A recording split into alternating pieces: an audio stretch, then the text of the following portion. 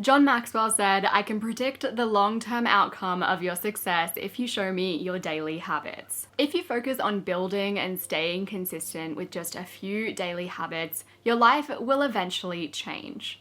Some days you will half-ass your habits. Some days you will skip your habits. But if you keep on going back to them consistently enough, in a year's time, you will be a different person. After a year of 20-minute daily tidies, you will be a more put together, organized human being, no questions asked. After a year of incorporating movement into your everyday, you're gonna be an active person. After a year of meal prepping, you will be a healthy person. In this video, I wanted to talk about a few of the daily habits that I've integrated into my life that have helped me to slowly upgrade my life over time. These are small micro habits. I don't go to the gym for 2 hours a day. I don't vacuum and mop every single night. I don't really do anything drastic on a daily basis. But the beauty of micro habits is that even though they are small, when done consistently, they make a big difference. To be clear, these are small changes that I made one at a time. I don't believe in trying to incorporate all of the changes in your life all at once because I don't believe in behavior change principles that don't work. Firstly, putting out my gym clothes the night before. In the book Switch by Chip and Dan Heath,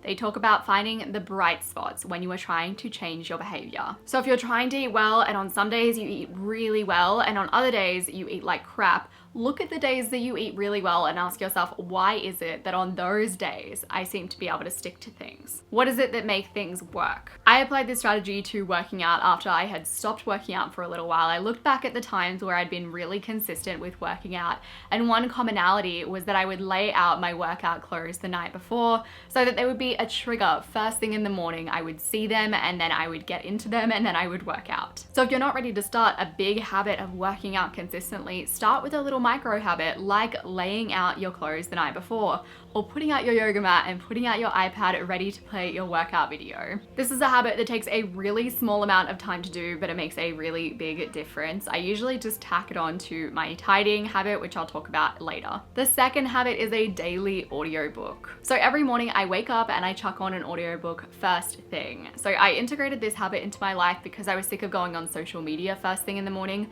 But I am a slow riser and I needed something to get my mind going, and an audiobook was the perfect solution. An audiobook first thing in the morning gets me engaged in something bigger than myself, and it also helps me to create this identity of someone who is consistently learning and growing in life. To stick to my habit of listening to an audiobook, I always have a few audiobooks downloaded and ready to go. That way I'm never asking, oh, what should I listen to this morning? I have my audiobook app front and center. If you are in a position where you can get a secondhand dumb phone where you can just have a phone with your audiobook app, maybe your reading app, the healthy habit apps of a morning, that is an ideal way to approach it. Keeping your morning time sacred is definitely something worth investing in. If you're looking for my recommendations for books to start listening to, I will have a link down below to my recommended books. I've made a few videos with books that have made a big difference to me. The next habit is daily habit tracking. I track my most important habits on a daily basis, and this is such an integral habit that gets me motivated to do my habits. I've tried to do these things digitally and it never quite sticks, so I work with a physical planner. I love making my habit tracker really, really visible by coloring in the days where I don't do the habit and ticking the days where I do. That way it's just really clear how my week has gone in terms of my habits.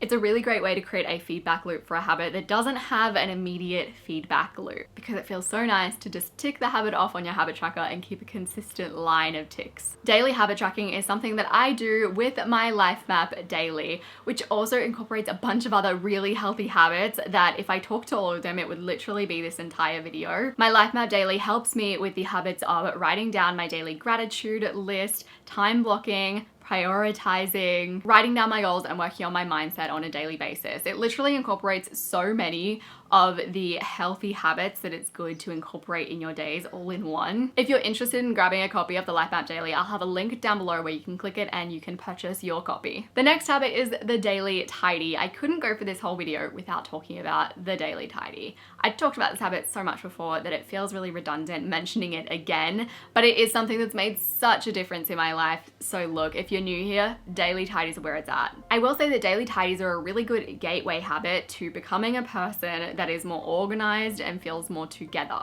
Your house feels good, it feels fresh, it feels clean, therefore you feel good, you feel fresh, you feel organized, you feel productive. Your environment makes such a difference to how you feel on a daily basis. I stick to a daily tidy because the reward is so immediately visible. After doing 15 to 20 minutes of tidying, your house looks so good and you feel so good as a result. So it's something that I think is quite easy to stick to once you've stuck it out for like 30 days or so. A way I've been encouraging myself to stick to it lately is having it as a before dinner habit. This is a form of habit stacking, so I tell myself before I have dinner, I have to do my daily 15-minute tidy. Otherwise, I can't have dinner. And dinner is a very good motivator for me. I generally find that before habit stacking works much better than after habit stacking, especially when it's an activity that I get a lot of enjoyment out of. So before I have my dandelion tea in the morning, or before I have my lunch, my dinner, very revolved around food. I really enjoy food. There are still definitely a bunch of habits that I'd love to integrate in my life, but we're taking things one at a time. We are baby stepping it out, and these are some of the habits that have made such a big difference to me. If you liked this video and you're currently struggling with building a habit, I made a really good video on why your habits aren't sticking.